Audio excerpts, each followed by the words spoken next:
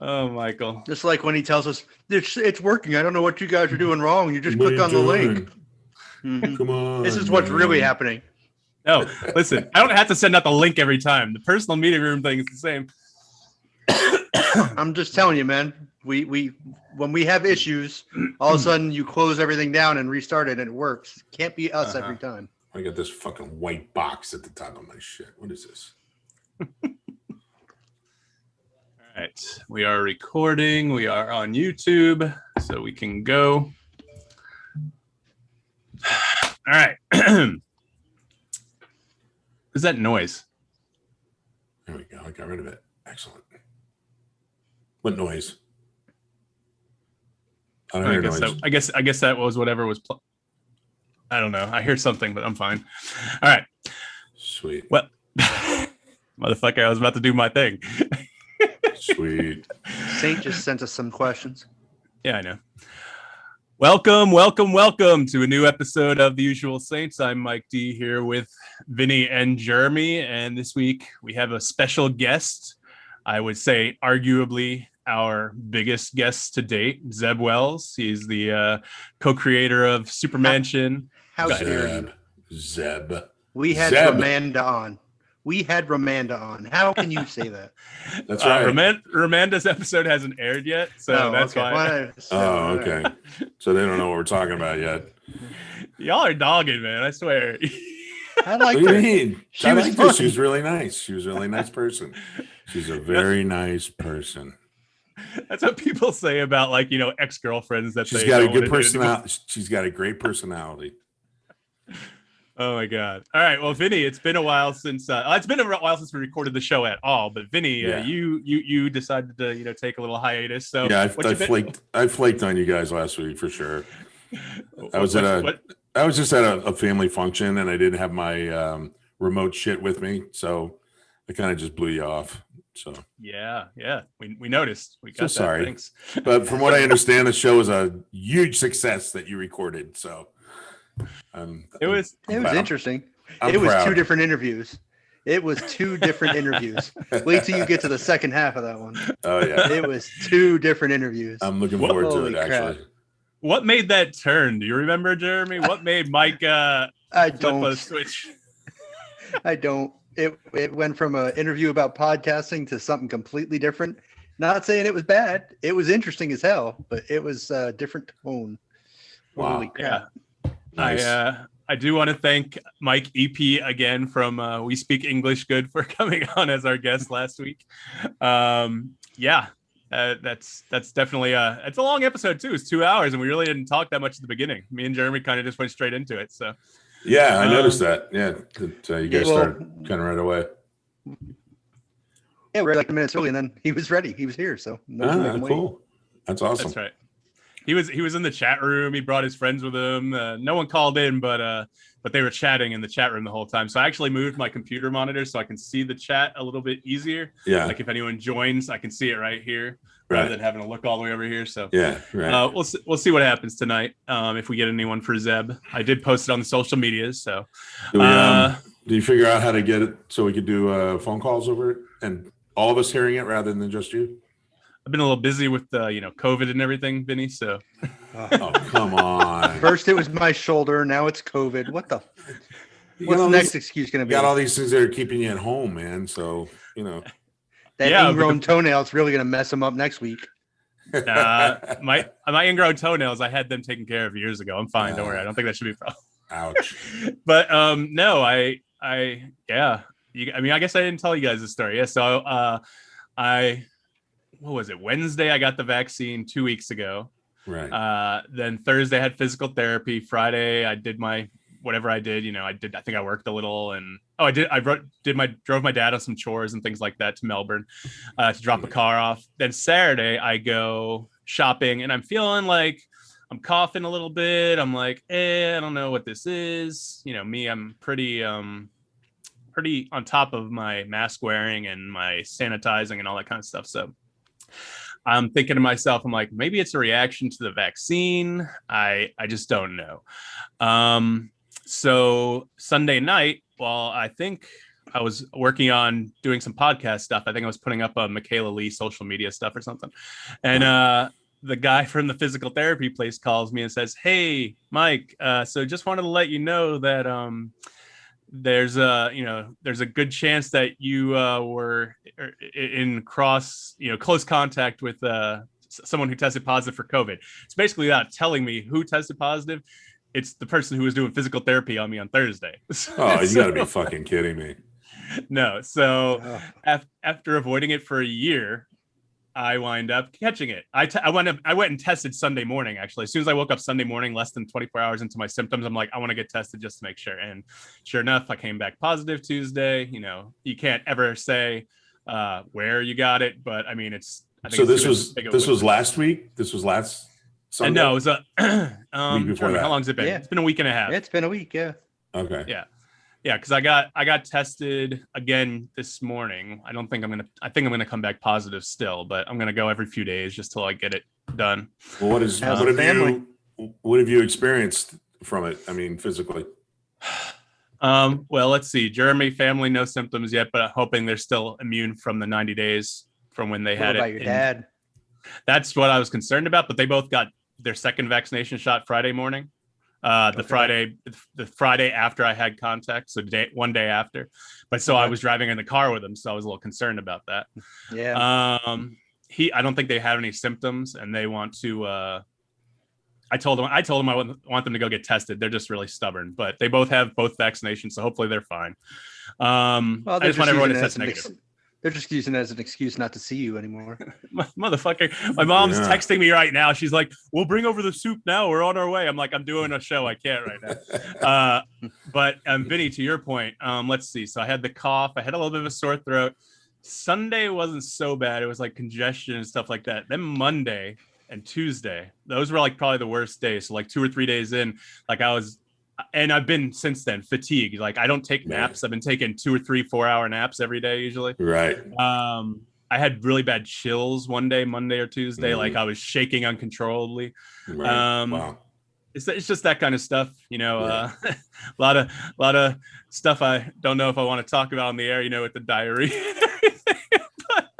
But it's because this is a class show, so don't talk about diarrhea. Wait. I thought that wasn't a symptom. I thought that was why the whole toilet paper thing was ridiculous. No, it's definitely a symptom. If you do a COVID test like at CVS or something, like the list of symptoms, it's relatively short. And I mean that's always wherever you go. That's always one of the things. It's definitely a symptom. Tell me, Jeremy. Yeah. I'll tell you, Jeremy. I had a coworker who lost his smell and taste, and even after he was done with testing positive, still to this day his taste isn't back where it was. Really? Since taste. They said it could take months. I think Heather was pissed because mine I don't think has gone away. But Heather was like, you didn't lose your sense of taste or smell? She was kind of pissed off. Well, yeah, I mean if you like food and you enjoy different foods, I mean, you eat the same 5 things all the time, so it's not a big deal to you. But some people like tasting new things, and the same 5 things. Yes. Mike has a limited availability of objects. It's like working with a 6-year-old. Macaroni and cheese, pizza, chicken fingers. Is it teriyaki chicken with rice? Isn't that what you ate like 5 nights a week at one point? Teriyaki chicken and rice is good. Listen. Yes, but that was like what you ate 5 nights a week. It was crazy. It's pretty much always chicken or meat hamburger in the house, Vinny, in some form. Okay. Yeah. Well, so that's what it is. Pasta, rice. It doesn't really change. That's right. Jeremy likes to bust my balls for it, but sure. A little bit. I guess I know Vinny I know Carl wanted to. I know Saint. I'm looking at Facebook Messenger right now. I know Saint wanted to touch on it, but he didn't send a message in. So I don't know if he's going to send something in next week because I know he had some thoughts on the the Atlanta shooting. And I don't know if you guys saw the news. I guess there was an active shooter in Boulder now. I haven't seen any reports about. Yeah, I don't know if anybody was hurt or not. Yeah, it says, I think the latest one I have says there's a large police presence to an active shooter in Boulder at a grocery store. So yeah, I saw something about them taking somebody out, somebody covered in blood out in handcuffs. But that was that shooting in Atlanta happened like right around the corner from my house. I mean, really? It's well, real you nearby. you weren't replying to us for like 8 hours, and I was starting to wonder if my comment of Vinnie, are you okay? Because at first I meant to, hey, yeah, I assume you were at the massage parlor, and I meant to joke, but then we were like, shit, I got out before the bullets started flying. But it's right around the corner. And in fact, I drove by there yesterday, and they were having a vigil outside with flowers and stuff for the victims. So yeah, it was pretty intense. There's a lot of local news presence there the night before that. So, but yeah, they're still there with the protest signs and flowers and stuff like that for the victims. But it's pretty surreal to see that, and it being so close to the house, it's kind of eerie. But yeah, I mean, Atlanta, there's sirens going by my house every 10 minutes. So it's like, it's, the crime's going on, but when it's that close, and that much, that many people dying, it's pretty eerie. But I mean, I think we have to talk about, and I'm sure this is exactly what Saint wanted to address, how the police spokesman said that the shooter was having a really bad day. Yeah, having a bad day. Yeah, I had a bad day today. I didn't murder 8 people, but yeah, that's ridiculous. He had a bad day. Yeah. Whatever. Then they were saying it wasn't racially. He was saying it wasn't racially motivated. He happened to frequent those places. And he just went in there and was just shooting randomly,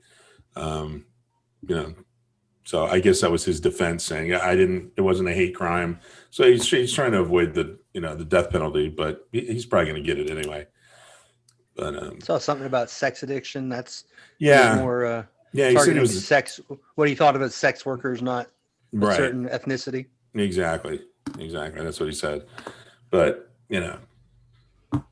bullshit. I mean, I don't know if it's calculated on this guy's part or if it's something he's just trying to say, like you're saying, to avoid something. I mean, I guess time will tell, but it's just another, and it sucks because like, Vinny, you're right around the corner from it. Exactly. Yeah, you live in a big city, but is there any of the three of us that since that day, or even that day, were we shocked?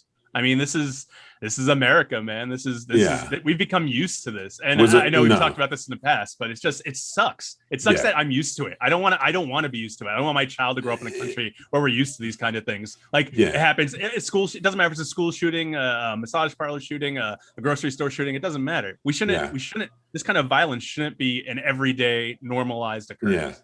Yeah. There's no shock factor about it anymore. I mean, it's like, okay, it's terrible, but again, here we go again. It's not surprising, and that's the saddest part, is that, just like you said, we've become jaded to it. Jaded by it. It's like, it's Monday. So that's what happens. So it's bad that it's come to that in this country.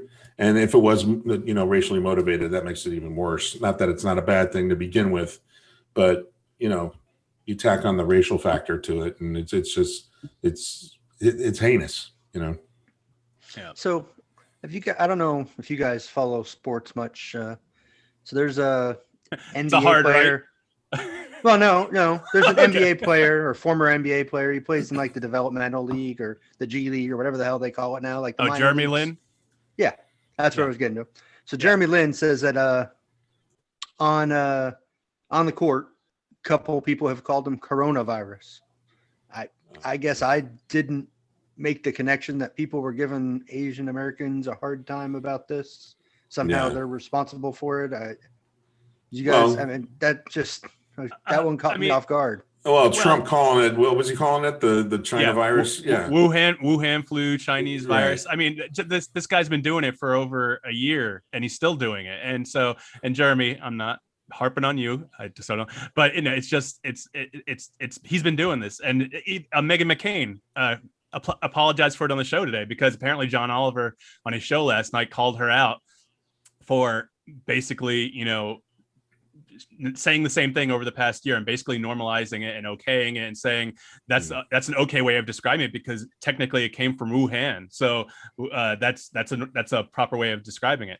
But in the meantime, like you were saying, Jeremy Lin, he's being called coronavirus. You can't do that, like, because you're basically it's a stereotype. It's a misnomer. I don't care if the virus originated there. It's a virus. It's not a Chinese virus, right? It could have developed anywhere. It just happened to develop there. Yeah. So, I mean, yeah, Jeremy, I had heard about that. I think I had heard about it almost prior to the shooting. And it just came up again, maybe. I thought I had seen it a few weeks before that, but yeah. Well, there was another Jeremy Lin story that I think brought it back about was he was called out by a former NBA player who I think might have been Kenyon Martin, because Jeremy Lin right now is sporting dreadlocks. And Kenyon Martin put a tweet up about or post on Instagram or something saying, hey, man, don't be appropriating my culture wearing dreadlocks. And Jeremy Lin put something back about how all minorities should, be respectful of each other, blah, blah, blah. Not blah, blah, blah, but, very nice thought out. Jeremy Lin went to Harvard. It was a nice thought out reply. But I believe there was a picture attached to it of Kenyon Martin's arm, which sports Chinese lettering on his tattoo. So it's like, hey, man, what the fuck? Right. Why are dreadlocks appropriating your culture when you're wearing Chinese writing on your shirt or on your body? It's like, really? I mean, he's like, what are you attacking me for? Where the hell is this coming from? I think that interaction brought it back into the forefront. Plus, the shooting brought it back as well. Having the conversation. Yeah. There had been some targeting going on towards Asians before all this anyway.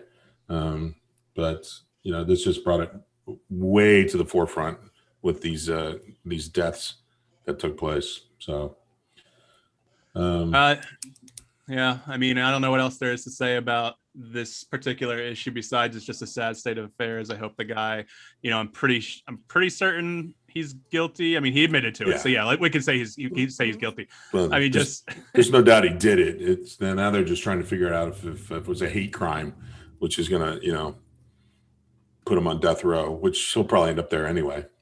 Yeah. I don't think you need to have it be a hate crime to end up on death row in Georgia, do you? No, not really, but it'll help. That's for sure. You don't need to do much in Georgia to get on death row. Yeah, it'll take the doubt out of it. If it was racially motivated like that, and considered a hate crime. All right. Well, Jeremy, I know you want to talk about Cuomo because you've been bitching to us about it for days and weeks. So go ahead. Let's talk about it because I'm just amazed that he's still in office. I mean, his own party's calling for him to resign, and then just saw a video of him today where I think it was a supporter or a member of the media who yelled something supportive to him, and his response was, "Don't worry, darling, I'm not going anywhere." It's like, seriously? Are you that much of a dumbass? Yeah. I mean, people actively working for him. So it's not a disgruntled ex-employee. It's not, somebody from the other side of the aisle. People who have actively worked for him saying, hey, no, this is happening. This guy's doing this stuff. And he's still it's not, the pressure for him to resign isn't ratcheting up, which in my mind it should be. But it's just like he's hoping it'll just to wait it out. And, wait for the news cycle to turn. It's amazing to me he's still in office. Well, as long as he's still in office, it's going to, it'll never leave the news cycle. They'll be talking about this until he's gone. I think he's hoping the whole Deshaun Watson thing will overshadow it to the point where people will stop talking about it. Right. Because that's a whole nother shit show. Sure. Yeah. What's he got? 22 massage. They have 10 lawsuits filed now. I think I saw this morning. And, Houston's going to have a little trouble trading him now. Holy crap. Who's going to want to take that trade? No. Yeah, exactly. There's some teams that are kind of desperate, but I don't know if they're that desperate. Yeah, the Jets. No, you really can't make that trade. And then, the guy ends up never playing again. That's not going to work out for you. They can't be missing practice to go to court dates in Texas. And it's just not going to work out for the team. No, not so much. I mean, we'll see what happens with the whole Cuomo thing. I think until something gets filed criminally. I'm not quite sure that anything's going to happen. So I don't know when his next term's up. Probably next year. Sure. I don't know. But where's your feeling on it now? Do you still think he should be sticking around? Do you think he should just be saying, yeah, I'm a piece of shit, I should get out of here? Yeah, I think you should get out. I mean, there's a lot of people coming forward, but at the same time, I don't know. You can't say it, can you? Can't say what? So you can't admit that this guy could be or is guilty of this at all. No, how do I know? I don't know. But it's not. I mean, so you think he should have his day in court? In other words. Well, it's the OJ same didn't thing. kill anybody. Cool. That was a civil trial. He was found guilty. Just saying. Yeah. I mean, I think you're waiting for the court of justice. We already got that for OJ. So yeah. I don't want to ever hear you say he did it again. He was found not guilty. So I mean, no, I just think I think it's a tough situation, but at the same time, he's got a whole bunch of scandals. Tough for who? The women he's harassing? Yes. Well, I'm sure it's tough for them. You can't be doing that. So I mean, he's got to learn. Doesn't sound tough to me at all. It doesn't sound tough to me at all. He's harassing women. He probably shouldn't have a job anymore. Oh, maybe not. A lot of everyone's calling for his impeachment, so we'll see what happens. I don't think Biden has yet, has he?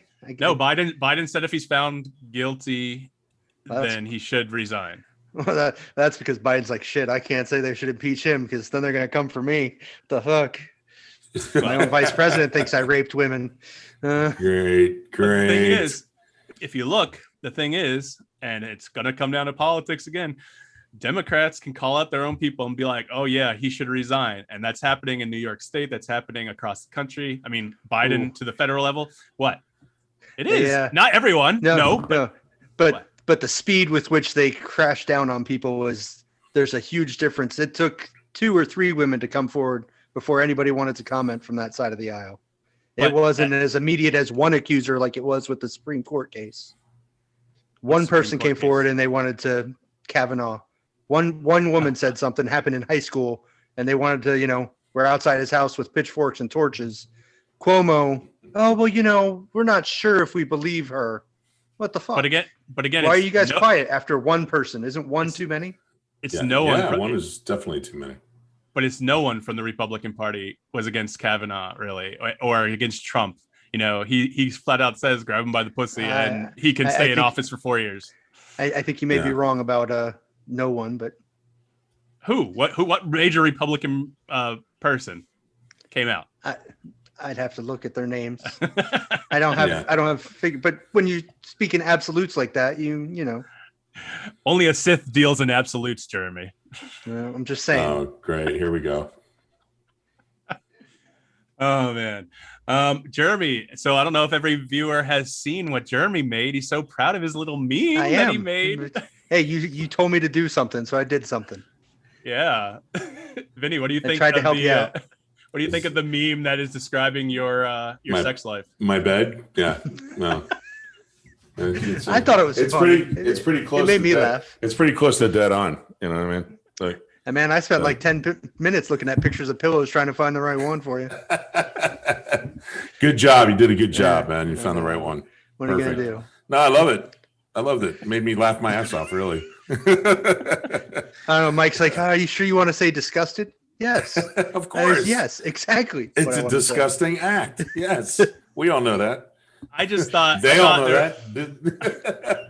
I thought maybe there was a better word or phrasing for it, but I was like, Jeremy made it. I'm like, he's like, oh, I want to share it to the chat. I want to put it up. I'm like, whatever, man, go ahead. Absolutely. I don't care. I thought it was more great. posts better. Absolutely. More of that. More of that. Absolutely. All right. So I was thinking we take a little break. We go out on our new bumper that I think we'll play once a show. Vinny hasn't. I don't think Vinny's heard it yet. You got a bumper? Yeah. Oh, I got a bumper. I want to hear it. Definitely. I'm gonna play it. So we'll take a little break. Let me share the screen before I do all that. Oh, this is your bumper? We'll be right back. If it plays. Hi, this is Fred Donovan Boy. Listen to the User Sense with Michael and Jeremy. on your favorite way of getting a podcast. Come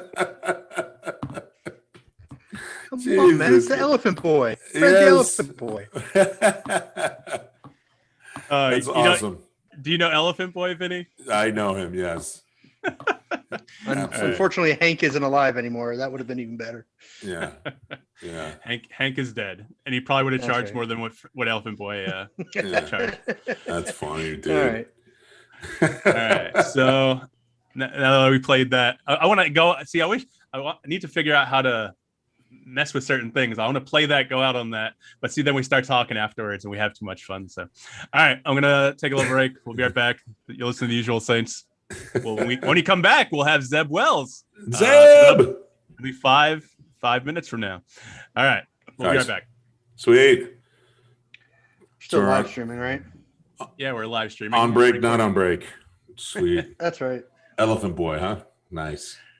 Yes. I got him on Cameo. Really? That's cool.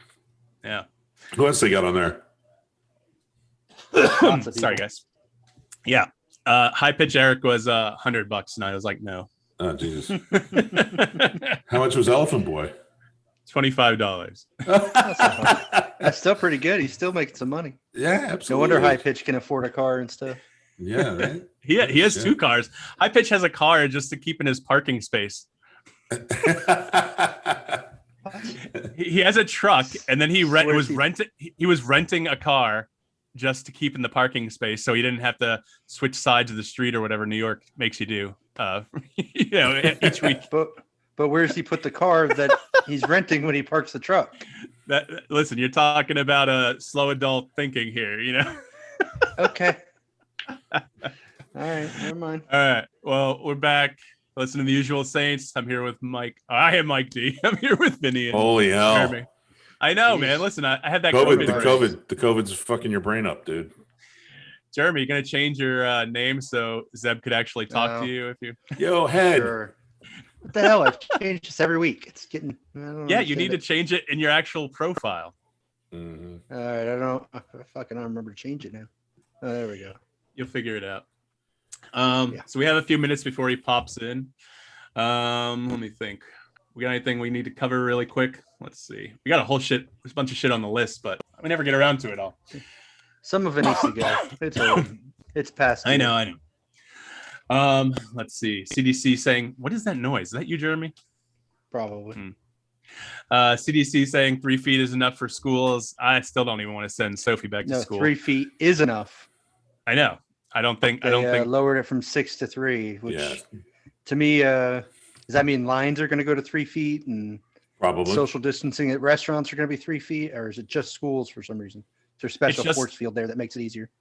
It's just schools because one of Biden's big things was getting kids back into schools, which I was not a fan of, but that's what they think the country needs. And so it's still my heart. Holy shit. Not a fan of something he said.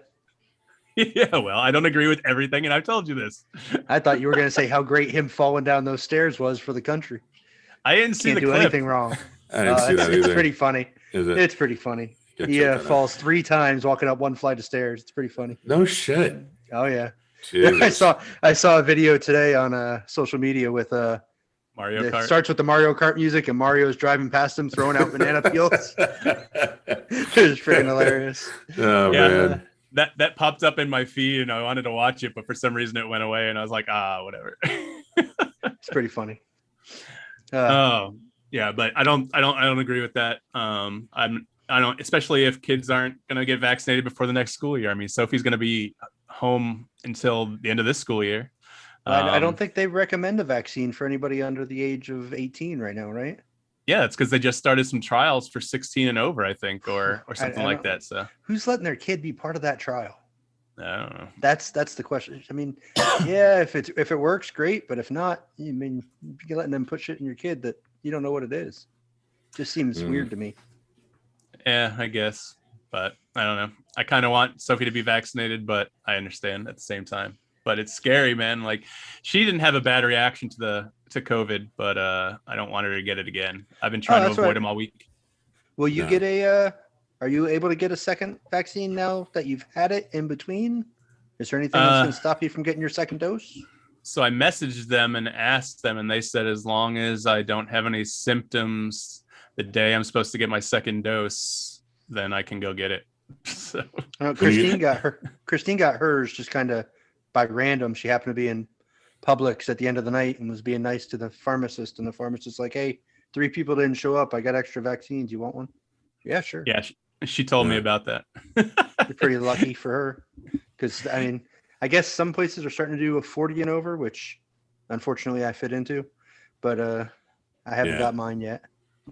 Yeah, I haven't got mine yet either, and I'm on the list to be able to get them.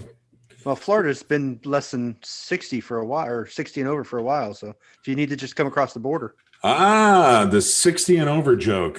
That's good stuff. It's actually 50 and over now, starting today.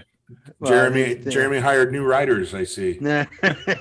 No, same jokes each week. Oh, is that what over it is? and over? Yeah. See, I mean, I was gonna be like, man, this shows about consistency. Joe Biden's almost as old as Vinnie, and he's falling down these stairs. Vinnie, you got to be careful. Damn. Yeah, I know, man. I watch my step. I take the elevator everywhere. Oh, here's Zeb, guys. Zeb. Oh, it's a cat. Oh, it's Zeb. Hello. Hey, Zeb. How's it going? How you doing? What's happening, man? How do I sound? Sound good? Good. Yeah. Okay. Okay, great. Vinnie and Jeremy don't sound so good, but that's okay. I'll get used to it. Get off of me. Well, Zeb, I want to thank you. Who do we got here? Jeremy, Vinnie, and Mike. Okay. There you go. That's right. I'm Mike. I'm the one who's been annoying you and told you that you saw you across from Lou Ferrigno at the MegaCon. Always a great place to be. I have right here. I put it on social media today. Yeah, there it is. Of course, I come years later. I realized that I had the season 1 DVD because I started getting digitally after that, and I'm like, wait, did you work on season 1? No, absolutely not. No, but hey, it's one of my cherished possessions. I have it. You and Matt signed it, so I signed it without compunction. I just signed. You guys are so awesome that day. Like I told you, I walked in, didn't expect to see you guys sitting there. You guys were just sitting there chatting to each other, you and Matt, and I'm like, and I just popped up, and you guys couldn't have been nicer and more awesome. And so, I mean, I really thank you for coming on the podcast. I just randomly reached out to you, and you were nice enough to say, "Hey, man, let's do it." Hey, of course. Thanks for having me. No. So, I mean, I've been catching up on Supermansion recently. I was a latecomer to it. I've been a Robot Chicken fan for years, but Supermansion I caught a few months ago, probably. Where can I find season 3, man? That is a great question. I don't know. I think in Canada it just started airing. You can stream it in Canada, and maybe Australia has it, but Chicken Soup for the Soul bought Crackle, and I think they looked at Supermansion and they said, well, this isn't necessary for, for our plans to become profitable. And so that's that. And it's a bummer because I think I was just really proud of season 3 because it felt like, you start getting your reps in. Every department just starts getting more and more proficient at what they're doing, getting more creative. And I really felt like we were humming on season 3. We knew the characters better. So yeah, I hope someday you'll be able to find it without a VPN. Yeah, really. Yeah. Hey, a quick trip to Canada couldn't hurt either, No. They're not letting you in. Oh, yeah, probably not. Oh, that's probably right. Not. No. Yeah. They're taking this seriously. At this point, there's no plans for season 4 or anything like that. No. As I said, Chicken Soup for the Soul was not interested, and then nor was the rest of Hollywood. So we shopped it around for a little bit, but I think everyone was like, a show that was canceled from Crackle. Where do we sign? You're right. How much do you want? How can we pass this up? Yeah. Which again, it sucks because I think we assembled such a fun cast. It was so much fun working with everybody. And I really wanted to do another season, but that's how it goes. We got to do 46 episodes. There's nothing to complain about there. No, definitely. And how did the series come to fruition? Was that a idea you and Matt came up with? I know Brian Cranston's one of the EPs. Was that after he came on as an actor? Did he join as an EP? I mean, how did it all come about? Well, we had started working with Lucasfilm on a show called Detours, which, George Lucas liked the Star Wars special that Robot Chicken had done. And then we did a couple more of those. And I think he wanted to do something like that or have fun with the brand before, and have it all his own. And so we were working on that, which is really fun. And Matt just noticed that, Matt really liked my scripts that were more longer form. Robot Chicken, of course, are like, some of those sketches are 10 seconds long. The longest one is probably 3 minutes. So just one day I walked into the office and he said, you need to create a TV show. And I said, okay, I guess I like comic books. And so, and I think like when we started, like Titanium Rex was even based sort of off the Emperor character that we had in Detours. We were like, oh, I like writing the Emperor. I'll make someone like that, And then eventually it becomes its own thing. And the development process, things change, from when you started. And so by the time it got onto the air, it had become its own thing. And then by the end of its first season, it starts becoming a slightly different thing. And then by the end of the second season, it had kind of figured out what it was. And then we hit the ground running on the third. I had no idea you played the Groaner. That was zero idea. Like I hear it in my head and I can't picture you like Jubot, or Robobot, whatever he's going by now. that was another thing. We were trying to shop reruns of the show, to another streaming platform, which would be fun just so people could see it.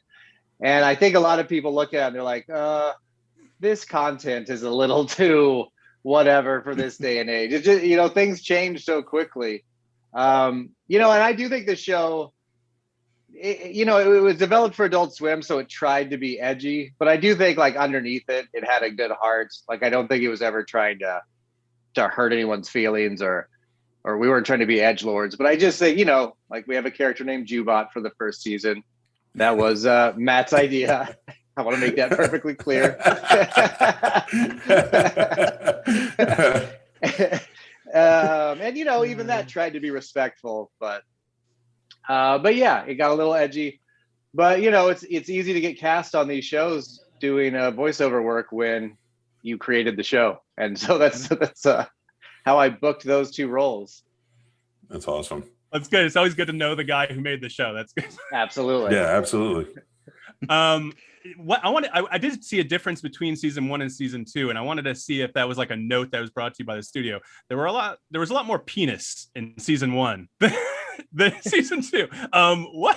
What was there something like it was Cracker like, hey guys, maybe we're just gonna pixelate a lot now, or maybe just don't show so much dong? Or No, that's funny because in season 1, I always assumed the penises would be pixelated.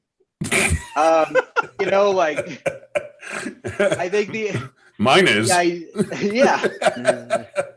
I wish I could pixelate it in real life. It's like I think the idea of a naked man is always funnier than the actual sight. Absolutely. So actually that was when I went into the second season, I started noticing that they were taking the pixelation off because we'd give them a completely uncensored one and a censored version.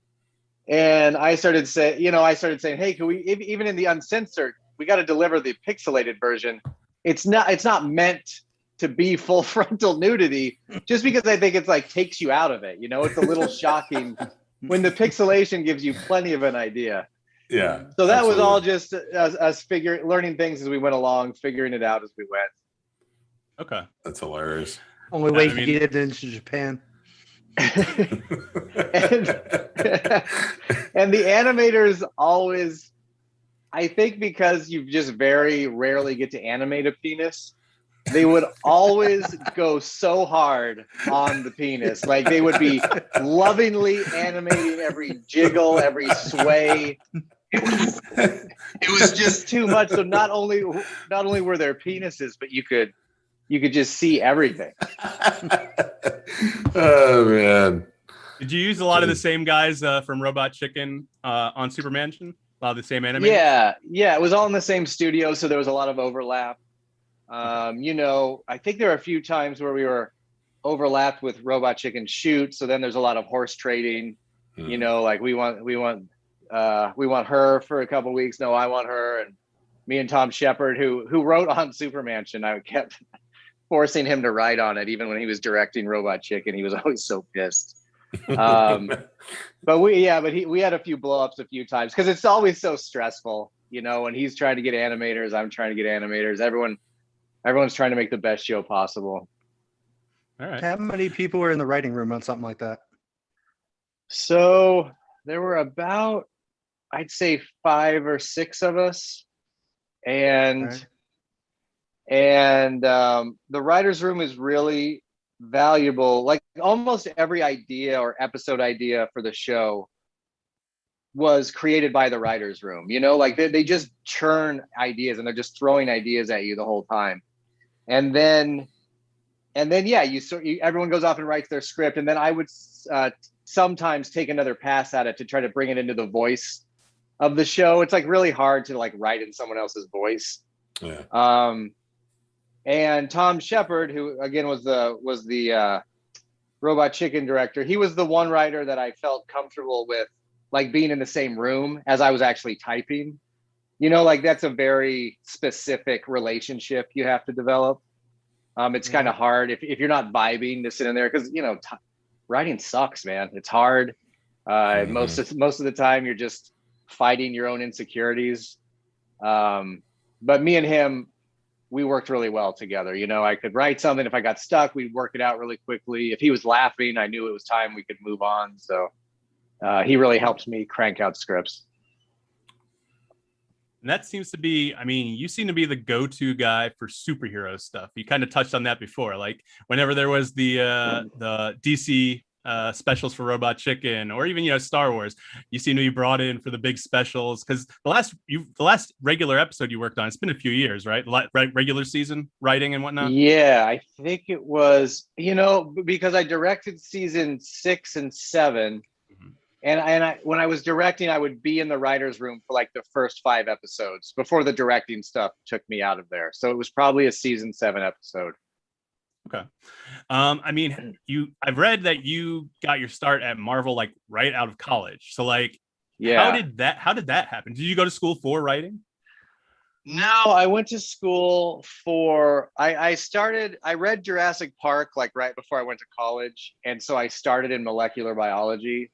And then at the end of that year, I was like, oh my God, what am I doing? I'm not going to be a scientist. I don't understand any of this. And so they have an 8mm film class. So I started taking film. Oh, that's awesome. Yeah. And so by the time I was about to graduate, I knew just enough, they had just come out with some really fun computer editing programs. They called them nonlinear editing back then. Right, I think Media 100.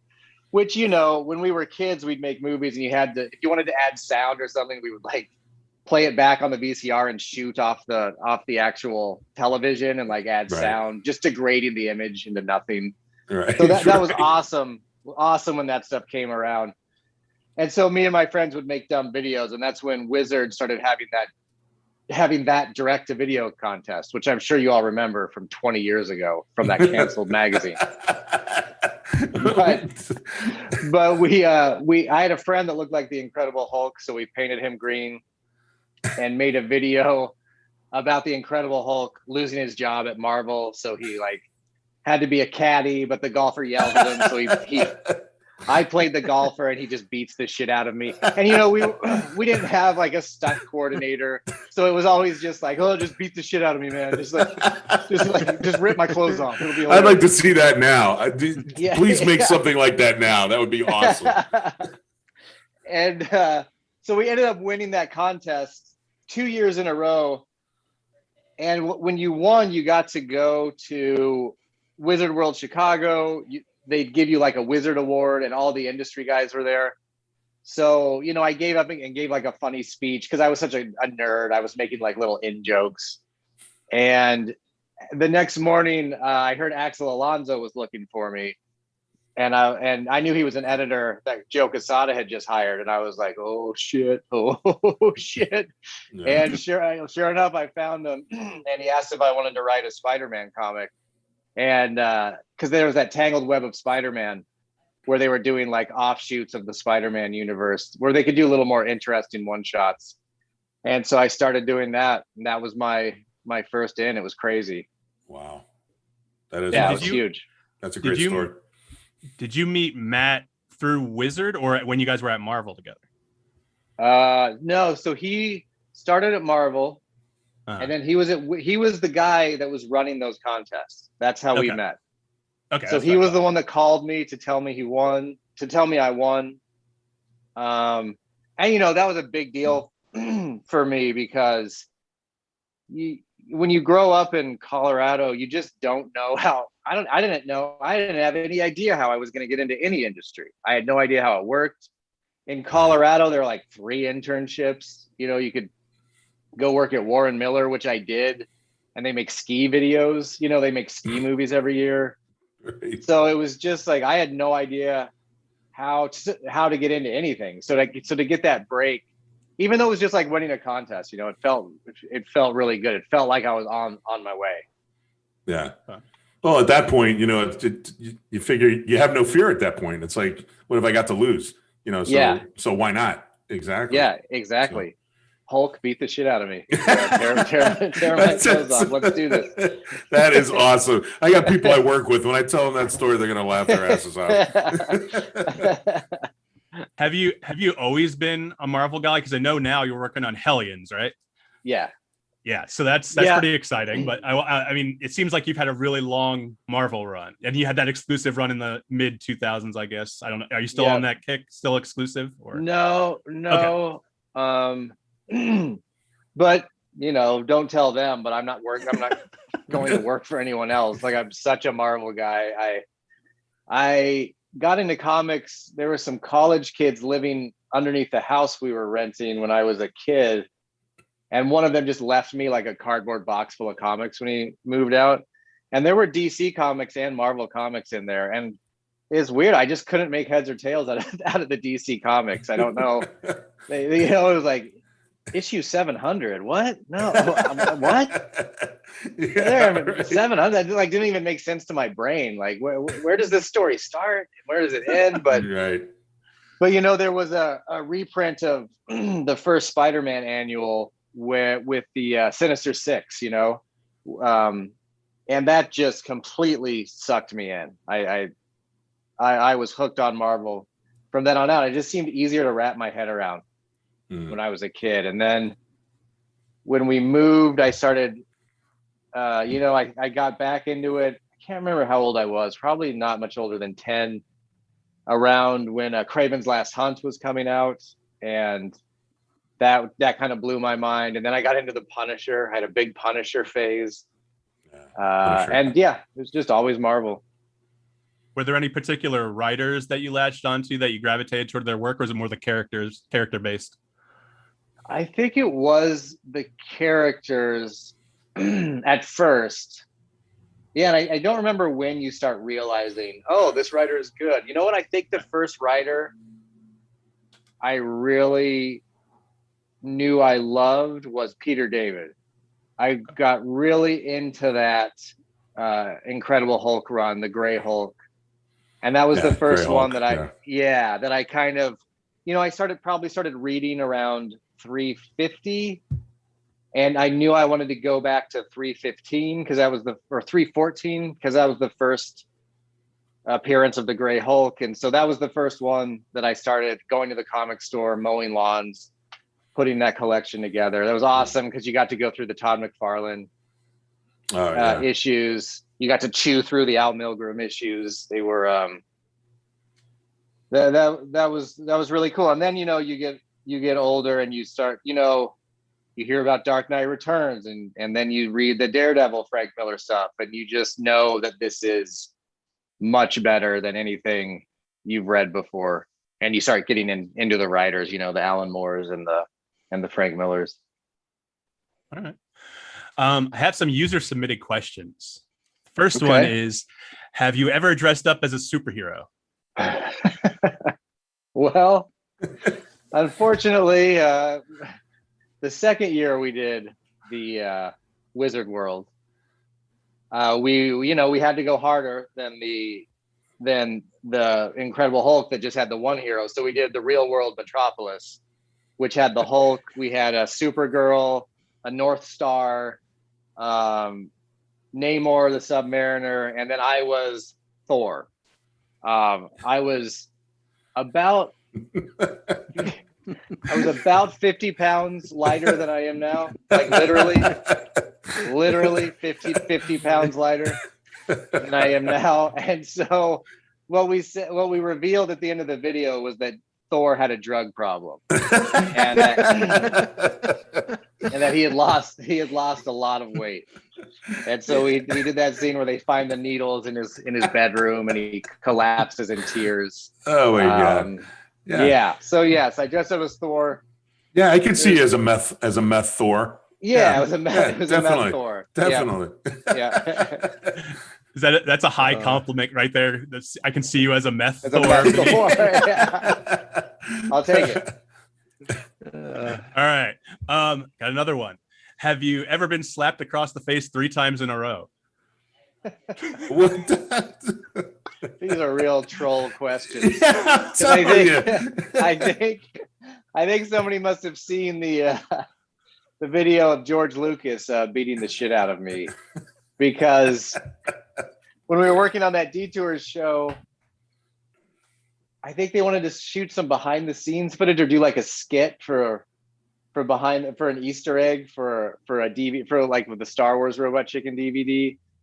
And so I had this whole thing with George that I wanted him to kick me out of the room when I brought up Mara Jade, because he was always talking about how much he hated Mara Jade and can't believe someone created her.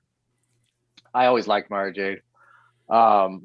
So yeah, I choreographed that whole thing. The first take, I think I don't know what I was doing, but they didn't do it exactly how I wanted them to. So I over directed everyone. And I think some of that frustration might have come out, because this time, as he was kicking me out, I tried to give him some sass and he just started freaking windmilling on me. Just slapping the shit out of me. Did you say something bad about the prequels? Is that what happened? No, I can't. I think in the sketch I kept bringing up Mara Jade. Yeah, I know. Just busting your balls. I mean, speaking of that, I mean, do you think that's ever going to see the light of day, Star Wars Detours? I mean, it seems to like always pop back up in the conversation and kind of fade away. I don't know, rights wise, I don't know if that's a thing, but yeah, I don't. I know. I'd assume they have the rights, but they are certainly in no hurry to release it. And you'd think with Disney Plus, where everyone's trying to get content, you'd think if they were going to release it, they'd release it now. So it might never see the light of day. Right. I know you acted a little bit on Titan Maximum, and I saw you talk about it at MegaCon. This is 9 years ago, and Titan Maximum's in the past, obviously, I think. But were you a writer on that as well, or how did you? Yeah. I know that's the same guys that did. It's Matt and did Tom Root? I think Tom Root. Yeah. Yeah. Okay. Tom Root is the co-head writer on Robot Chicken. Hilarious. Probably the funniest writer I've ever worked with. And so, yeah, I did write on that, but it was the same thing. Like, I helped him break the stories. And then I like, that was the first time I was writing like a longer 22-minute story. So I got rewritten a lot by Mr. Root, as I should have, but I learned a lot. It was fun. It was fun watching him work and seeing a show get built from the ground up. He insists you call him that? Mr. Root. Yes. Yeah. Adamant. He was Brad in Supermansion, right? Yeah. Yep. Paid him I back. didn't see. So like I didn't see season 3, obviously, so I don't know if there's a spoiler. But is Brad definitely dead, or? He is definitely dead. I Come on, Mike. I kept thinking of bringing him back, but then I would watch his death, and I kind of really liked his death, and so I didn't want to bring him back unless it was going to be even cooler than that death. That I could never quite get there. But we were always thinking that like we might go to Subtopia, which is where Rex was from, and they might find, because Brad was last seen drilling down into the Earth's core. So we might find him there as like a Subtopian slave that they would have to free. But it just never seemed to work out. Gotcha. Another user submitted question. Have you ever hung out with Jonathan Frakes? Matt's submitting all these to my cousin who we went to high school with. I did hang out with Jonathan Frakes. It was an unfortunate night in Florida. We were at a convention, and we did that stupid thing where you go to Epcot Center and you try to have a drink in every country of Epcot Center around the world. And my God, were we ripped up by the time we got home. And so we were hanging out with Frakes, and in the cloud of my mind, I just remember trying to be super charming and making jokes with Frakes, and him looking at me like he was an inch away from knocking me out cold. So I did not do a great job that night, but he was playing a shuffleboard with Jeff Johns all night. They had a good rapport. Jeff could handle his liquor a little better than I did. Were you constantly all night? Were you like, "You're number one, man. You're number one"? It was that level. Oh my God. It was that level. I always end up waking up in Germany when I end up doing that. Going around the world. Yeah. Not recommended. No.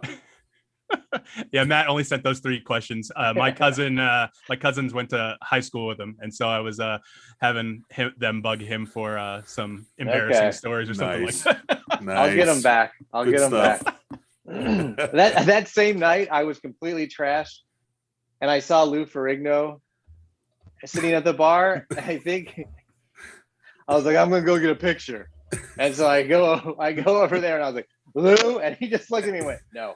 I went back to his thing. I just hung my head and walked away because I got it. I understood why you said that. That's awesome. Great. That's awesome. That is great. Big Lou. Love him. Are you involved in any talks about a possible next season for Robot Chicken, or is that just something that you get kind of brought in on if you're available, if you're not focused strictly on the comics and whatnot? Is that just something where you're kind of writer for hire kind of thing? Yeah, I think Matt will let me know whenever they're doing a session, and it hasn't really worked out since. And the last time he reached out, I was having fun doing comics, and I was busy, but I think they're in the middle of shooting right now. They've kept shooting. They shut down for a little bit, but they've been up and running for a couple of months now. So I don't know when the next season will start writing, but no, I keep in touch with Matt and all them, but I haven't worked on Robot in a long time. Yeah. Is Hellions I don't know how comic book writing works. Is that something you focus on exclusively? Like one book per month, you're pretty good because it's difficult for you to get the stories going, or are you involved in more than one? Like, does Marvel have you, pitch ideas for other series? Like, so it's a lot of continuity and things like that. Yeah, you can usually work on more books than one. And so when I came back to comics this time, I started writing. I did like a Spider-Ham miniseries, and then I did an Ant-Man miniseries, and then I started Hellions. But then the pandemic happened, and it's just they for a while there they weren't. I didn't even know if the last 2 issues of my Ant-Man comic were even going to come out. They just didn't know what the market was going to look like. I think everyone did not have high hopes for the comic book market. But all the retailers seemed to hunker down and really figure out how to make it work. They all started doing curbside and mail in, and the sales really didn't take that much of a hit. So everything's coming back to life on the backs of these retailers who really did a great job running this business. So hopefully I'll have something else coming down the pike soon. But it's been kind of fun to focus on Hellions because I've been having a really fun time writing it. Yeah, I mean, I was totally unfamiliar with it. I mean, I knew the characters, so when I read up more on it, I was like, that seems like a really cool concept. Get them on this. It's an island nation established by Xavier or something, right? And they forgive your past misdeeds or something like that. Is that correct? Do I have the basic synopsis? Okay. Yeah. All the mutants have to stick together, so they have this council, and Mr. Sinister's on the council, and so Jonathan Hickman is the writer who kind of created that concept, and his miniseries that he did is it's kind of created a platform for interesting stories. So I don't think he ever wanted it to, it's not like, well, how does that work? That sounds like it'd be a mess. And I think he wanted these complicated ideas. He didn't want it to be a utopia. He wanted it to be complex and kind of morally fraught.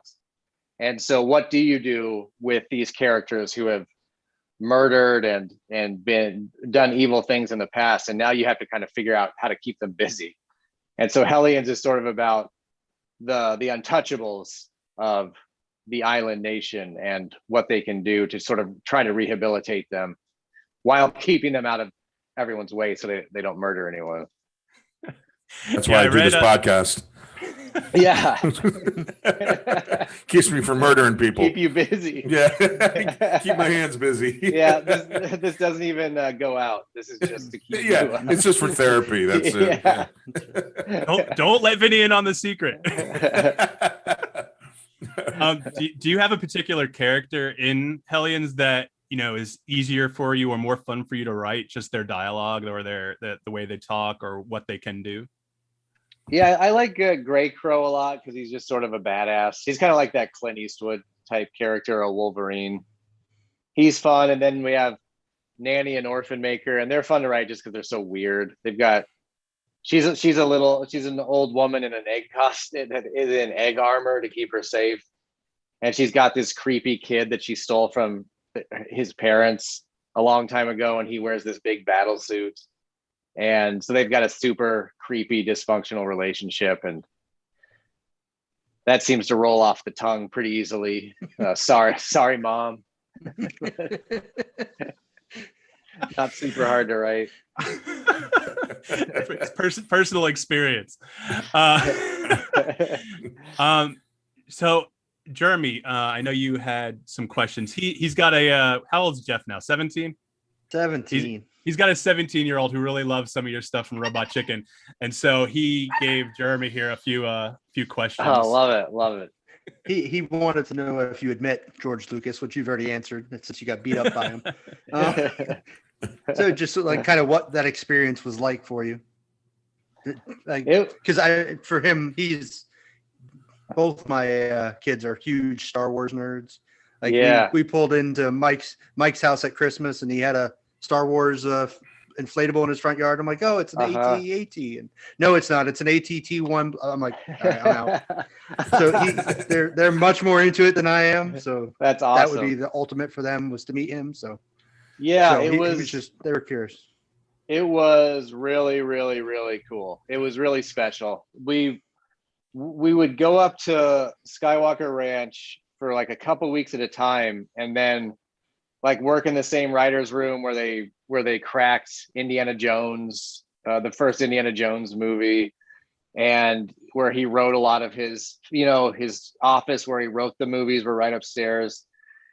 And it was also at a weird time where we didn't know that he was selling Star Wars to Disney. And so from what he was saying, we thought we were working on the only Star Wars property that was going to come out. Like we thought this was going to be it. And we were in a writer's room with George Lucas. So a lot of it was just asking him questions and trying to get him talking, because once he started talking, it was just fantastic. And as a Star Wars fan myself, it was like going on a fantasy camp that you really like. How much could you charge for that? To go to Skywalker Ranch for 2 weeks. Incredible. And spend 8 hours a day with George Lucas. Like, well, you could charge what, $100,000, $200,000 for that? Easy. Yeah. So it was awesome. Their other question was, what was your favorite sketch while working on Robot Chicken? What did you enjoy doing the most?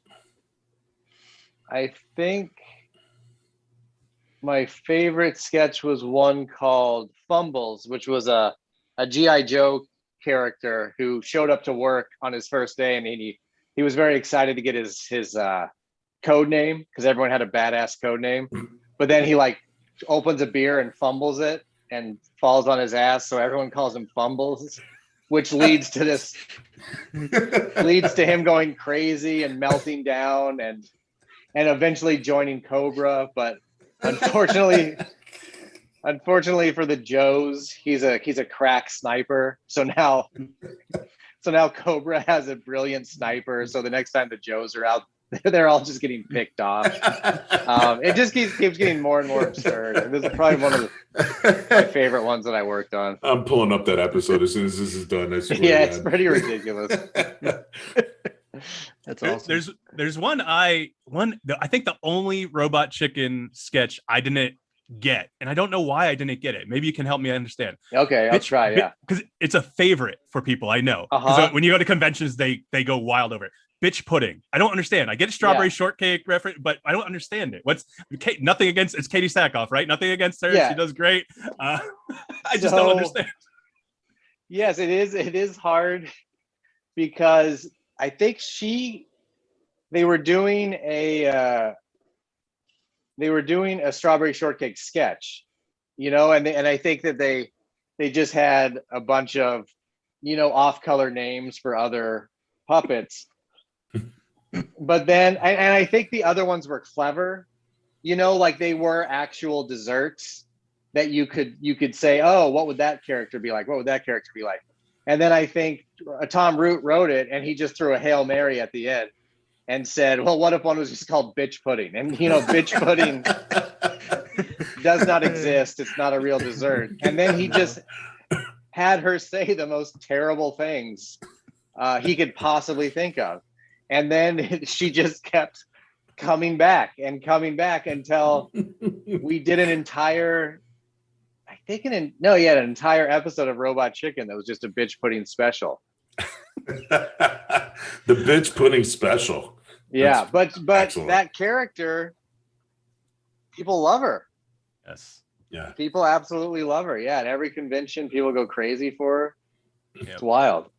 That's the only one I think, like, I just can't wrap my mind about it, but everyone loves her. And so like I watch and I'm like, what is it I'm missing? I feel like I'm being left out of the loop. You know what I mean? I love everything else. And so like, it just drives me crazy. But it's so simple. It's brilliant. Really. It is. Yeah. It's so simple. Yeah. But I can see if you watched like the fourth bitch pudding sketch, you'd be like, where did she come from? What is happening? Right. Who is this character? Bitch pudding, the origins. Yeah. We have a fourth guy that can't be with us because he's out in the Bering Sea doing some what's he fish? He commercial fishing, right? Yeah. Commercial fishing. Awesome. Yeah. So he wanted to send some video in, but he wasn't able to. So he just sent a question or two, and we kind of touched on it a little bit, but his question was, how hard is it to work with stop motion in the time of CG and traditional animation? I mean, obviously it's more of a niche thing. I mean, you guys took it and ran with it, Yeah, I think that's one of the first things people say if they come tour the studio, which if you guys are ever in LA, you should absolutely let me know and I'll set it up so you guys can go take a look. But the first thing you notice is how hard everyone's working and how complicated everything is. It takes an awful lot of work from a lot of people to do that. And there's not a stop motion store anywhere that you can go to. This is all like hidden knowledge that's passed on from the stop motion community, and it's all little tricks that they've picked up. And that was so much fun working on Robot Chicken because I just showed up as a little wise ass who wanted to make my dumb little jokes, and just in the process of sticking around and then being able to direct a couple seasons of Robot Chicken and then do Supermansion to get to see how the artists do all of this stuff. It really is magical. And I guess it's cool because it's hard, but it's also irreplaceable because I don't think anything looks like stop motion or anything gives you the feeling that stop motion does. I, grew up playing with G.I. Joes, and I never got used to, when we were doing a G.I. Joe sketch, directing the animator, leaving for 3 hours and then coming back, and those Joes looked like they were moving around, Yeah. It just tricks your brain into thinking something magical is happening. It's awesome. It really is an art, though. I mean, those. Yeah. And they got the patience of saints because yeah, two frames I'd be done. I'd be like, that's it, I'm out. yeah. And that's a big thing with, my animation director, Alex Kamer, was, dyed in the wool stop motion guy. He knew everything. And so when I was directing, like, I would go in there and tell him what I wanted, and then he would have to tell me what I'm going to get, like, right. Sure. Okay. Sure. What you just described, and, he would always break it down. What you just described is very hard.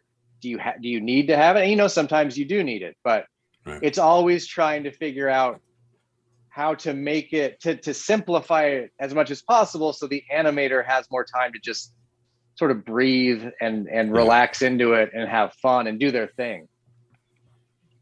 And everything's done in-house, right? Like at the Stupid Buddies Studios, is that what it is? Or yeah, the sound mix is done off-site, and that's it. Everything else is done in that studio. So again, if you ever get a chance to poke around, it really is interesting to see how it's all done.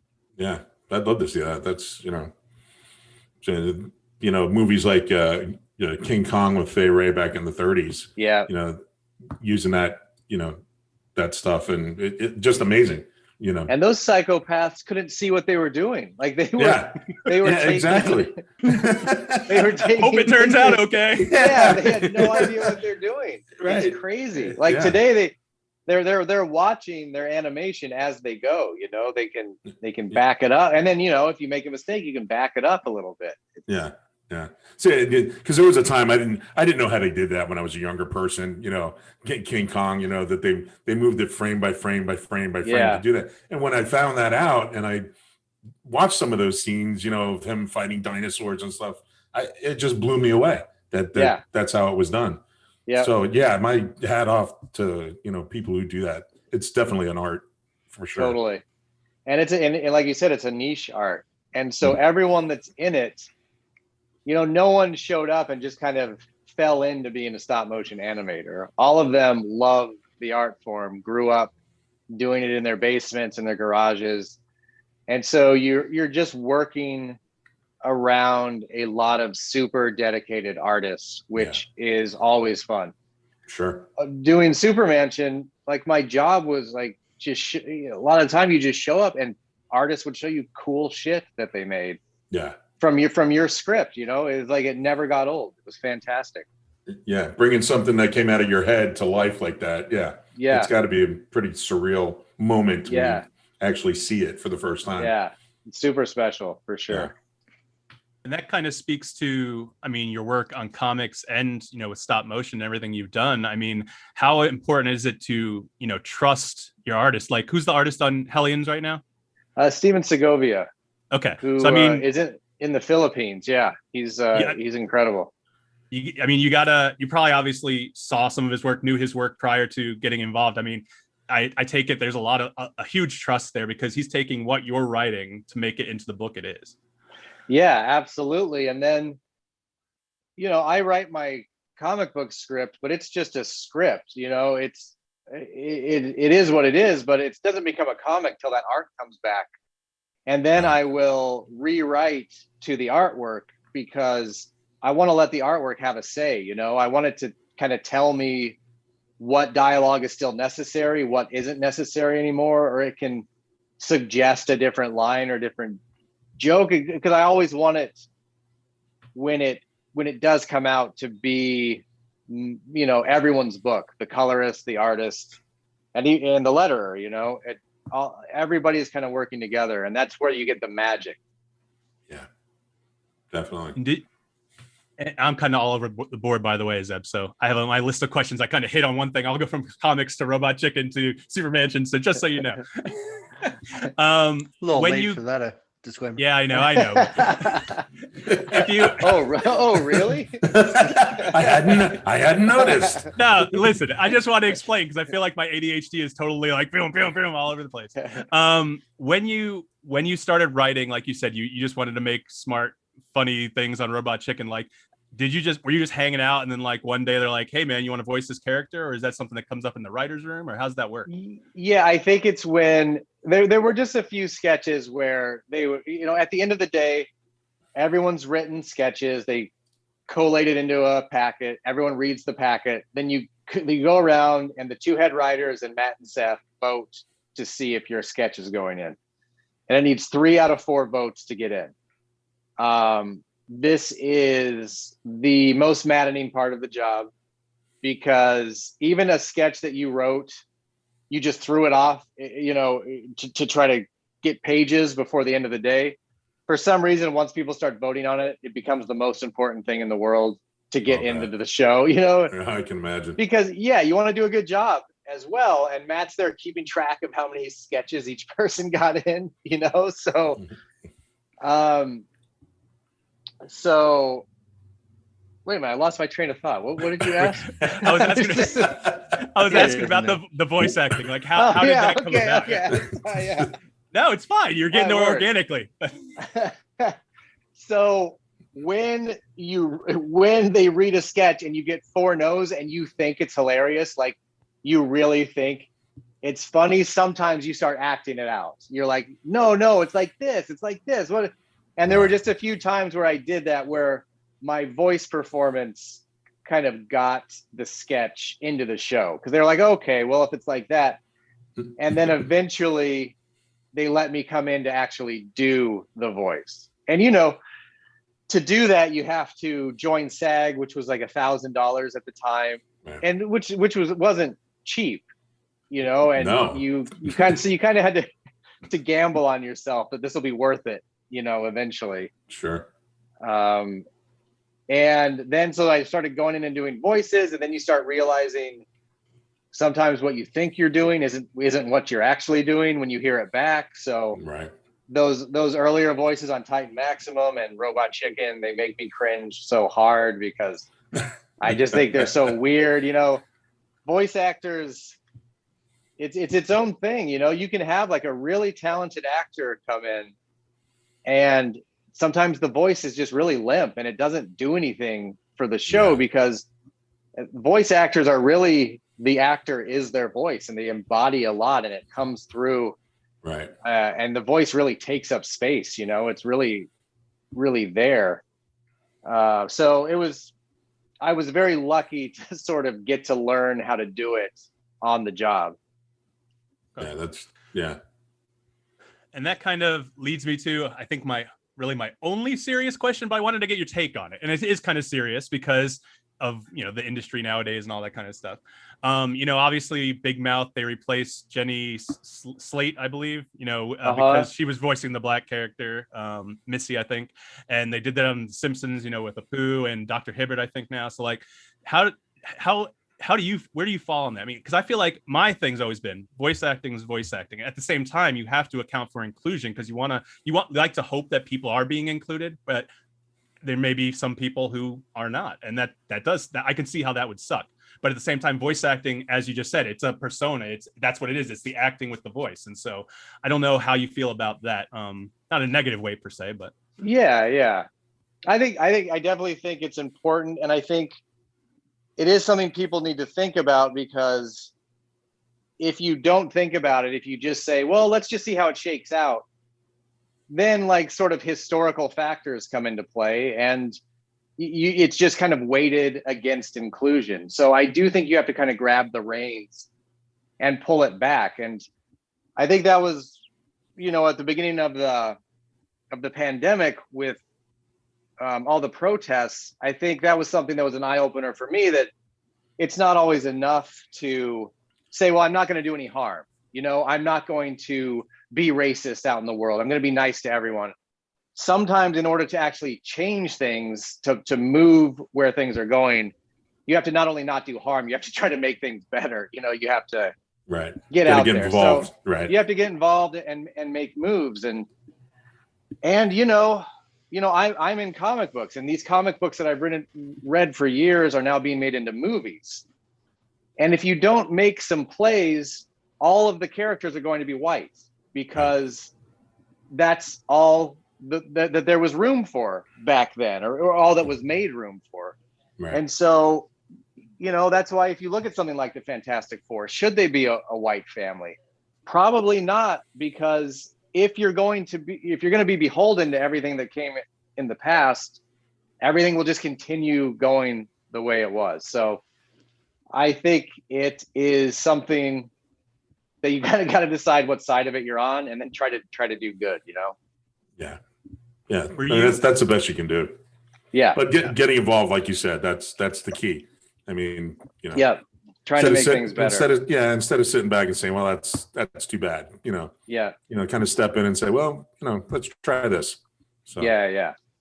Were you a fan of, not necessarily the movie itself, I think it was Josh Trank, but were you a fan of Michael B. Jordan being cast as Johnny Storm in the latest Fantastic Four? Yeah, for sure. I think that, and Michael B. Jordan's awesome, so that was great. Oh, yeah. Great Absolutely. casting. And I think that Fantastic Four, the most important part of that is that they're a family. I think that's more important than them being a particular race. And I think you can do the family, and I think it becomes more interesting if it's an African-American family or if it's a Latino family. It gives it a different flavor, and yeah, I just think it's worth considering for every one of these things, especially when you're dealing with properties that are literally from a different time or were created in a different time. All right. What would you think you could say to people who get so up in arms about it? I mean, the fanboy community, I know when that movie came out, before they even saw the movie, they're like, a black Johnny Storm, how are you going to do that? I love Michael B. Jordan. I've loved him since, I think, Fruitvale Station or The Wire. I watched him on The Wire, so I mean, I had no problem with it, but at the same time, you get the diehards who are like, no, this is how it is. This is how it's going to be. But you've already spoken to that. You got to make room for the inclusion. And that's where you change up. The family has different definitions to different people, in that movie. Family was, I forget if she was adopted or whatnot. Sue Storm, Kate Mara, I forget. It's been a while since I saw that movie, but I mean, it's obviously important, like you said, because you got to speak to the diversity in the world today, and not just, you got to make people feel included. We keep talking about inclusion. Yeah. And it might make people or even yourself feel uncomfortable, but the older I get, I start realizing that when I get uncomfortable, it usually means I have something to learn, or I can ask myself why I'm uncomfortable. Right. Or, you start learning to question yourself and not just having the knee-jerk reaction every time. And, you got to weigh if it annoys you a little bit to have a black Johnny Storm against the fact that we're in a society and we're all trying to get along and we're all trying to give everybody a fair shake. What's more important? Yeah. Right. Exactly. Right. There you go. What's it like being married to Cooch? It's a dream. The dream come true. What a dream. Yeah. Yeah, I might have given her first acting job. Maybe. That's probably not accurate, because she's always been a hustler. But yeah, that was super fun. That was a voice and a character that she would always do in the car when we were on a road trip or something. She'd just break into that voice. And so when I was doing the show, that character started as the Bura cat, and she was like a really prim and proper cat character. And then I was like, oh, wait a minute, what if we could do that voice Heidi does? That would be spectacular. And yeah, I think that was one of the first voices we cast, because I played it for the bigwigs at Adult Swim and they loved it. So that was really fun. That's awesome. All right. And what does directing entail for like stop motion? Like you obviously have the writers who write the script, and you're involved, I'm sure, as the creator with all that. You see the script, you talk to your animators, you walk them through it. Like you said, they come back to you, tell them what they can do and what's realistic.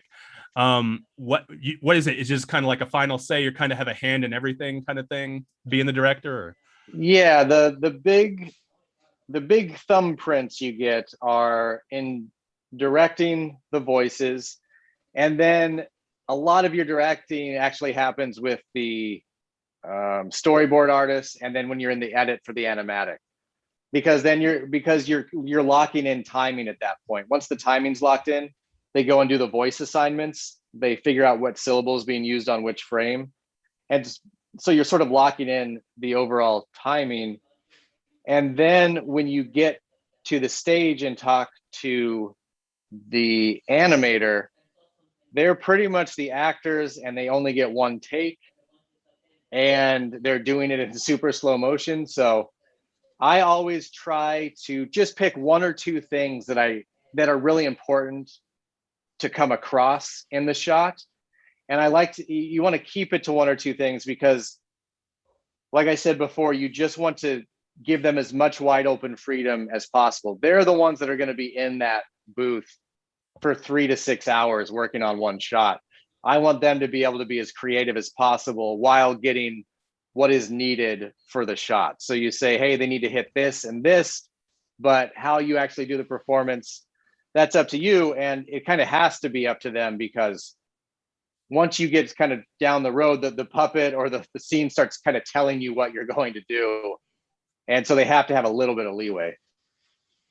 All right. What if you had to pick one? You can only do one for the rest of your life. And we'll stick with the television realm, because obviously you love comics. Writing, acting, or directing?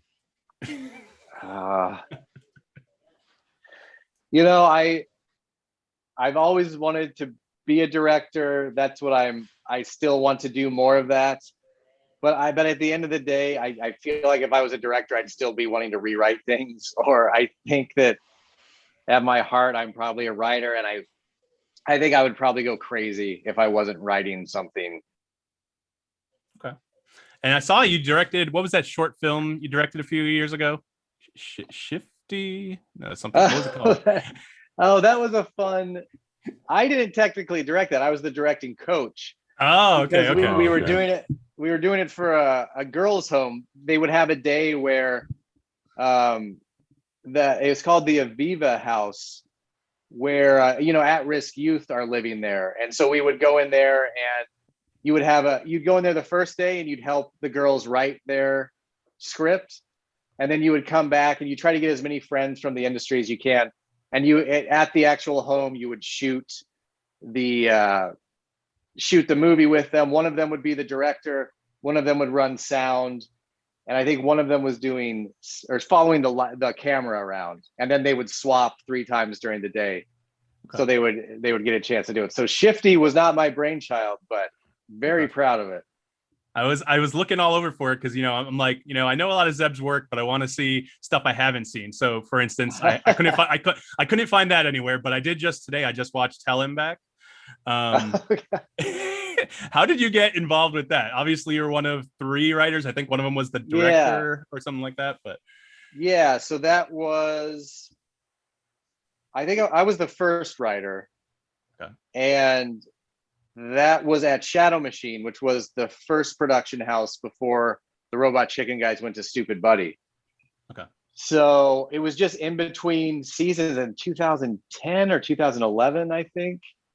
Okay. And it was interesting, because I went in there and they had already started building the puppets. And so there was like certain things that were locked in. And it was kind of an interesting thing where you're just trying to bring the stuff that was already built together. Like, well, it has to have that. We spent $50,000 on that. We're definitely using that. Yeah, that's in the movie. So figure out where that is in the movie, but do it now. But then, I left, and Hugh Sterbikoff did a pass. And then the director, I think he got a writing credit, because I think they were doing a lot of improv in the booth. I haven't seen that in a while. But Ross Schumann, who directed it. It's a very talented stop motion director who's a badass. All right.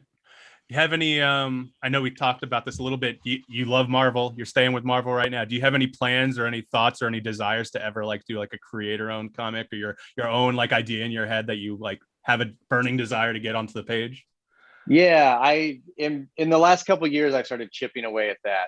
And that's something that I was wondering why I never had the desire to do that. And I felt like I think it's because it's kind of scary to just kind of untether yourself from anything. So I just sort of like kind of gently forcing myself to do that, and I've ended up enjoying it. So I'm looking for artists now, and it is really fun and really validating. I see why people do it. All right, cool. All right. Well, Zeb, I think we've kept you long enough. We got an hour of your time. Absolutely. I could not be more thankful that you reached back out to a random cold caller on Twitter. Absolutely. And to have you on, you're tech. I tell the guys, you've got to be our biggest guest to date. That's saying, listen, that's saying. We had George Hardy from Troll 2. You ever seen Troll 2? I have seen Troll 2. Yeah, it's fantastic. Yes. Troll 2 is a great. Yeah. He was pretty awesome. He invited us to his place in Alabama. We got to go take him up. Oh, yeah. Fantastic. Exactly. So obviously you're working on Hellions now. Is there anything else you wanted to, get out there, let people know about besides Hellions, your work there right now? I'm percolating some stuff at Marvel right now, but I don't think I'm allowed to talk about it. But Cool. Keep an eye out. I really appreciate anyone that supports that industry. It's my first love. I love it a lot. So check it out, or just go read someone else's comics. I'll take it all. And I guess I'd be remiss if I didn't ask, have you been approached or had any thoughts of trying to get involved in the Marvel Cinematic Universe at all? Well, I actually last year, I straddled the pandemic, but I was working on the She-Hulk Disney Plus show. Oh, cool. Okay. Jessica Gao, who was working with me on the Star Wars show Detours, it was the head writer. And so when I found that out, I was like, could you get me on that show, please? And she spent all of her chits on getting me on that show. So I owe her a lot. That was a lot of fun. Yeah, awesome. I'm really excited for it. All right, cool. Well, there you go. That's another thing. That's upcoming. I think it's coming up this year. Oh yeah, that is coming out. I should have. Where's my residuals now? Yeah. That's going to need a lot of help when it comes out. We need to get some eyeballs on that. No, man. Listen, I think with what WandaVision did and Falcon and Winter Soldier, that's going to be by itself. It won't have any problem. I think Mark Ruffalo is even involved. I mean, I don't know what you can talk about, but I think he's been spoken of being in the show in some capacity. So I think he is too. That's what I'll say. I think he is. That's enough. Quiet down. All right, Zeb. Well, for Jeremy and me and Vinnie and Saint, who's not here, I want to thank you again for coming on our little podcast. And anytime you want to stop by and chat, even for a little time or anything, let me know. You have free reign to come on anytime, man. Absolutely. Awesome, man. Really appreciate it, guys. Thanks, Zeb. It's good really talking to you, chatting man. with you. Yep. Take care. Thanks, Zeb. All right. Well, you've been listening to The Usual Saints. All right. Hey, Zeb. Yes. Any chance I can get? We got a bumper from someone for the first time last week. Any chance I can get you to say like, "Oh, hey, Zeb Wells, you listen to The Usual Saints," that kind of stuff? Yeah. And it's called The Usual Saints. It's a combination of Usual Suspects and Boondock Saints. I know it's super lame, but me and Saint wanted to go with it, so whatever. I love it. Hey everybody, this is Zeb Wells, and you're listening to The Usual Saints. Awesome. Cool. Zeb, for real, I can't thank you enough, man. You've been great. So you guys have great questions. Thanks for keeping it moving. That was really fun talking with you. Hey, anytime you want me to slap George Lucas around for you, just let me know, all right? I don't think that'd be a smart move. No, probably not. Yeah. And until you get disappeared. Yeah, exactly. He has make you disappear money. That's right. Yeah, that's right. For sure. I saw a picture of him on a set recently. Oh, it was with Ahsoka Tano. So I think he was on the Mandalorian set. Yeah, in some capacity. yeah. He still hangs around, right? Yeah. All right. Hey, next time you talk to Matt, tell him how much fun you had so he can come on the show. I will. I'm going to give him some shit for those questions. I was really, my cousin Bethy, she was messaging him on Instagram and she's like, do you want him to call in? And we don't have the phone thing worked out properly. So like he wouldn't be able to hear you. You can only hear him. So I said, well, here's the Zoom link. If he wants to pop in, feel free. No big deal. I don't care. You know, I got plenty of questions for Zeb. So, but yeah, it's good to have someone to know Matt. You know, like I said, meeting you guys years ago was a big pleasure. So, oh, it's awesome. All right, tell Heidi I love Supermansion. Wish her the best, and will do. All right. Thanks, Zeb. All right, take care, Zeb. you guys. See you. That was awesome. All right. That was good. Yeah, that was good. All right, do your puking thing so we can move on. Oh my God! Here we go. Aren't you guys so happy I get all these great interviews? That was awesome, man. Really, you awesome. gonna say welcome? You gonna say welcome back, or we just gonna say? I mean, I'll go into it, but I just want to toot my own horn a little bit because y'all don't do it enough. Oh my God! I'm pretty sure you have elbow trouble because you toot your horn so much, right? Mike, so you are the best at what my elbow does hurt. Right? Tennis elbow. Right. You've never picked up a racket in your life. Nah, like it's this weird thing. Like this is totally off topic, COVID, but like that's COVID. No, it's from being in the sling for a month and a half, and it still is not back to normal. A month after I took the damn sling off, and I'm supposed to see the doctor this Friday to see if I can go back to work. But if I have COVID, I don't know if he's going to want to see me. So anyway. Yeah, you guys need to reach out to people. It doesn't, like I said, it doesn't matter who it is. Mikey P was, listen, Mike, if you're listening, I'm not dogging you at all, but he reached out to me. I had no fucking clue who he was, and he was a great guest, So, I mean, it's all about keeping the interview moving. With Zeb, I think we could have talked to him for a lot longer, but at the same time, I don't want to take up too much of his time. Well, we had him for an hour, so that's good. I think we covered a lot of topics all across the board, everything I wanted to cover. So I'm glad Matt was able to get some questions in. My cousin's texting him to me as we're in the interview, and I'm like, great, awesome. Right. Made me laugh. All right, guys. I think that's it for this week. Cool. Unless you want to cover anything else that we didn't get around to in the prior segment before Zeb jumped in. Are you guys good for the week?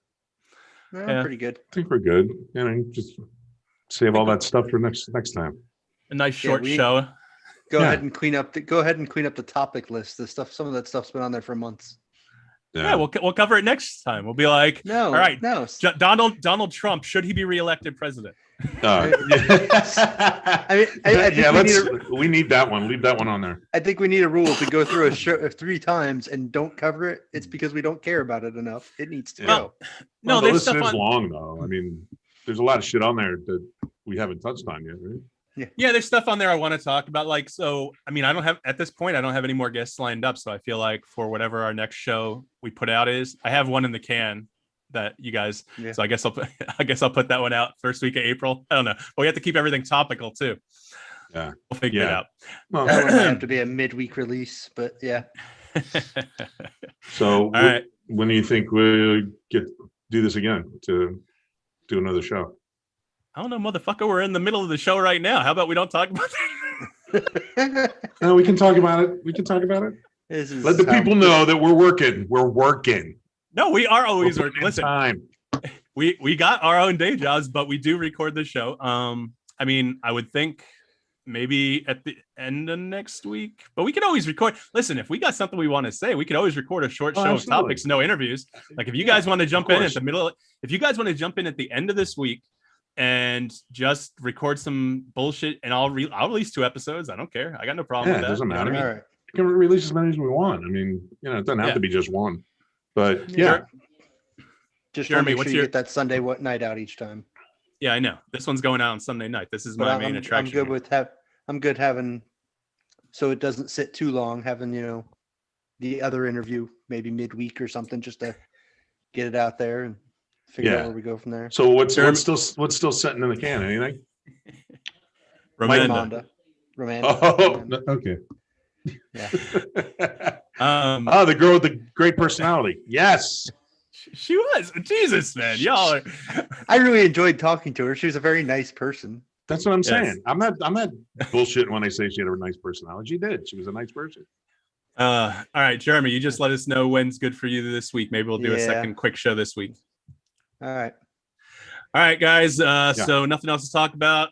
This is Mike D. Let's see. We got the Usual Saints website where you can find us on all our various podcast streaming platforms. I put up the YouTube interviews up there. I put all our social media up there.